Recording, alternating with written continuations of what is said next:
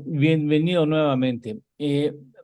¿Cómo surge en ti, en qué momento surge en ti la idea de por qué no escribo un libro sobre estancamiento e inflación? Mira, la cuestión es de que se presenta la inflación una vez que salimos de la crisis de pandemia como resultado. Como fenómeno mundial. Sí, sí. Ahora, hay que tomar en cuenta de que si se bajó la inflación en la década de los noventas, o sea, desde los noventas hasta el 2020 a nivel mundial, fue por la globalización que bajó los costos de producción al trasladar procesos productivos buscando ventajas competitivas, comparativas. Se bajó la inflación a nivel mundial y México ha venido trabajando con un dólar barato desde el Pacto de Estabilidad de fines del 87. Entonces, este dólar barato, pues lógico, te abarata las importaciones y de ahí la reducción de la inflación que se venía dando desde los 90 hasta el 2020. ¿A costa de qué? De que esas importaciones baratas que han bajado la inflación han desplazado la producción nacional. De ahí que pasamos a tener menos industria, perdimos la autosuficiencia de granos básicos y, repito, menor crecimiento económico. Viene la crisis de pandemia a nivel mundial y cuando se recupera la demanda en el 2021 surge la inflación. ¿Por qué? Porque todos los países a nivel mundial habían relegado su proceso productivo y habían dependido de las importaciones de insumos, autopartes y demás de China y del resto del mundo. Entonces, cuando la inflación se da a nivel mundial, nosotros pasamos a importar inflación. ¿Por qué? Porque no tenemos capacidad productiva para satisfacer la demanda interna. Entonces, de ahí que la inflación es un problema de oferta, de escasez de producción nacional. Y el problema es que el Banco Central, a raíz de la crisis del 2020, muchos países bajaron la tasa de interés cercanas a cero, incrementaron el gasto público para encarar la pandemia y para encarar la crisis, apoyar las empresas y apoyar el desempleo, y en México no, se mantuvo alta tasa de interés y el gobierno se mantuvo la austeridad fiscal y de ahí la fuerte caída de la actividad económica que tuvimos en el 2020. Entonces, de ahí que se contrajo más la capacidad productiva, entonces cuando se recupera la demanda, surgen las presiones inflacionarias en el país y la política económica no ha cambiado. Sigue alta tasa de interés. El Banco de México cree que la inflación es de demanda y de ahí que mantiene alta tasa de interés para frenar la actividad económica, aumentar el desempleo, bajar salarios, bajar demanda para bajar inflación. Y la inflación sigue, no obstante, esa alta tasa de interés. ¿Por qué? Porque la alta tasa de interés te encarece el crédito, te restringe la inversión, contrae la producción, sigue la escasez de productos y sigue las presiones inflacionarias. Entonces, mientras esta política económica no cambie de alta tasa de interés y austeridad fiscal, seguirá, repito, los rezagos productivos. Y luego se sigue manteniendo, o sea, la alta tasa de interés te trae capitales, te abarata el dólar, sigue las importaciones baratas y te sigue actuando en detrimento de la producción nacional. Y de ahí caemos en un ciclo vicioso de depender más y más de la entrada de capitales y toda la política económica está a favor de la entrada de capitales y no tenemos política económica, Eduardo, en favor del sector industrial, en favor del sector agrícola, para así encarar los rezagos productivos, para incrementar la productividad y bajar la inflación en contexto de crecimiento económico. ¿Tú imaginabas que un gobierno que le gusta que lo etiqueten de izquierda, no sé de dónde sacan eso, pero bueno, independientemente de eso, que disfruta que le digan que es un gobierno de izquierda, eh, iba a dar los resultados que ha dado y la manera en que se ha conducido en estrategia económica? Mira, esto es resultado de que la gran mayoría de la población no te distingue, no sabe en realidad que es una política neoliberal, ¿no? Entonces, el gobierno dice, no, nosotros somos en contra del liberalismo, en contra del libre mercado, pero el gobierno actual mantiene las mismas políticas económicas, que es el neoliberalismo, más mercado y menos Estado. ¿Derivado de qué? De la política de austeridad fiscal, que se ha sustentado con disminución de la inversión pública. Entonces, la disminución de la inversión pública disminuye la participación del Estado en la actividad económica y la cúpula empresarial pues, pasa a invertir donde el gobierno deja de hacerlo. El gobierno sigue con más tratados de libre comercio, esta libre movilidad de mercancías está dentro del modelo neoliberal. ¿Quién se favorece de la libre movilidad de mercancías? Las empresas más productivas y las empresas nacionales son perdedoras en este contexto porque su productividad está por debajo de la media internacional. Se mantiene la autonomía del Banco Central como único objetivo de bajar la inflación. el Banco Central de Estados Unidos tiene como objetivo crecimiento económico y baja inflación. Y aquí no han modificado la ley en la perspectiva de que te baje la inflación en condiciones de crecimiento. Y para eso el Banco Central tendría que bajar la tasa de interés para incrementar la inversión, el crecimiento económico, la oferta, y así al aumentar la oferta, bajar la inflación en contexto de crecimiento, pero no. O sea, sigue el único objetivo del Banco Central, bajar la inflación a través de aumentar la tasa de interés que te frena la actividad económica. Entonces, repito, seguimos en este contexto neoliberal. Ahí está la banca, Eduardo. De enero a septiembre trae ganancias de 205,000 millones de pesos en un contexto, repito, donde la economía mexicana no ha venido creciendo en estos 5 años. Evidenciando aquí que la política económica de alta tasa de interés, austeridad fiscal y apreciación de tipo de cambio favorece las ganancias del sector financiero. En cambio, repito, el sector productivo, agrícola, industrial no crece. Oye, ¿y crees que baje la inflación? La inflación repunta un poco, pero tiene un componente, sigue teniendo un componente internacional relevante.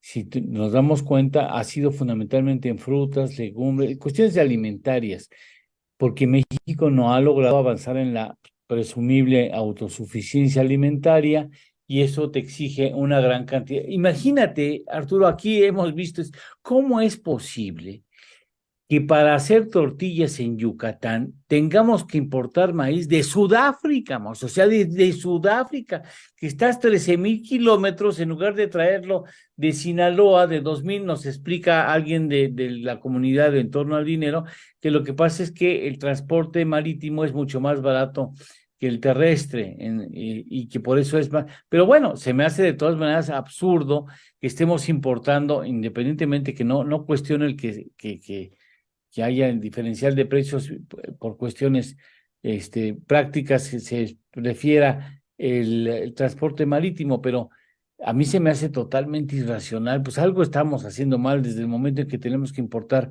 maíz desde Sudáfrica, ¿no? Efectivamente. De hecho, el capítulo 5, perdón, el capítulo 6 del libro se titula "Es irracional continuar con la política neoliberal", ¿no? Es decir, ¿por qué mantienes una alta tasa de interés si tú mismo has señalado, o sea, se reconoce que la inflación la estamos importando? La inflación sigue a nivel internacional. Ahí está de nuevo el precio de los alimentos, los energéticos y demás. Entonces, el mantener alta tasa de interés no te baja, va a bajar la inflación internacional. Como dices tú, hay que bajar la tasa de interés, tener política agrícola para lograr la autosuficiencia alimentaria y así depender menos de las importaciones y depender menos de la vulnerabilidad de los precios internacionales de las materias primas y de los alimentos en este caso. Pero no, o sea, la política monetaria está actuando a favor del sector financiero, no está actuando a favor del sector productivo. Te dice el Banco Central, no, hay que bajar la inflación porque afecta al que menos tiene. Pues no, ¿no? Para bajar la inflación hay que incrementar la producción, ¿no? Y resulta que el aumento de la tasa de interés, repito, te frena la actividad económica, te aumenta el desempleo y el que menos tiene pasa a ser más afectado porque pasa a no tener ingreso al quedar desempleado.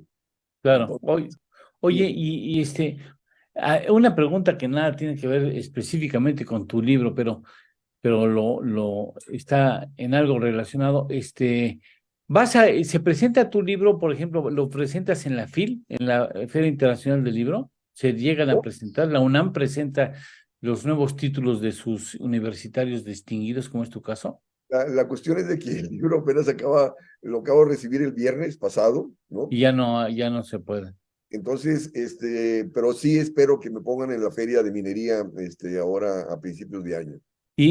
A ver, vas a decir que quema la leche de mi parte, pero ¿tú crees que la FIL es un reducto de neoconservadores, como dice el presidente? O sea, ¿cómo?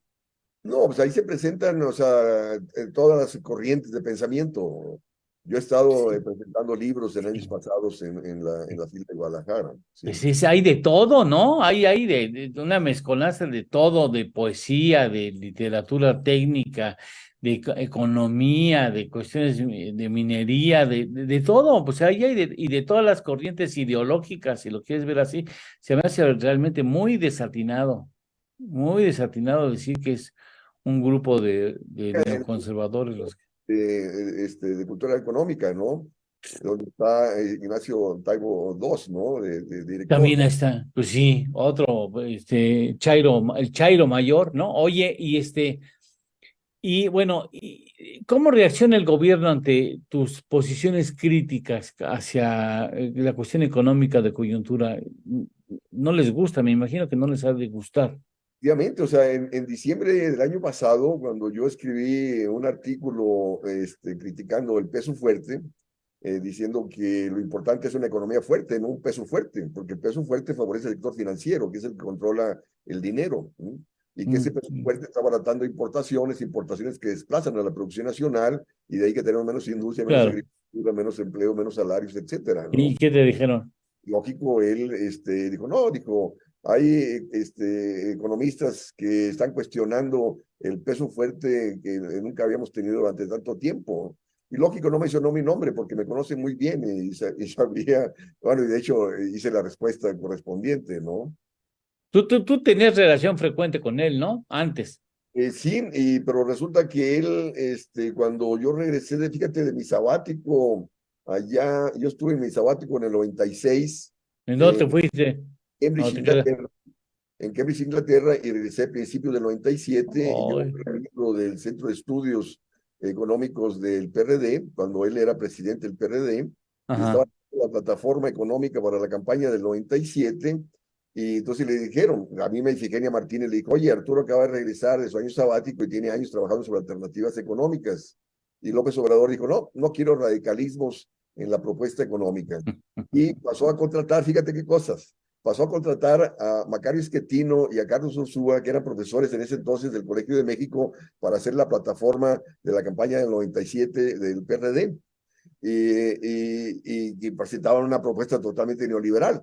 Y un periodista del Excelsior de aquel entonces, conocido, me dio 2 páginas del Excelsior donde critico punto por punto la propuesta del PRD de la campaña, y lógico, le molestó tremendamente, ¿no? ¿Qué me creía yo de estar criticando al PRD? Dije, bueno, yo soy un académico, ¿no? Yo no sigo consignas políticas. Oye, y acabó contratando a Macario, que hoy es uno de los principales opositores a los resultados que ofrece la presente administración.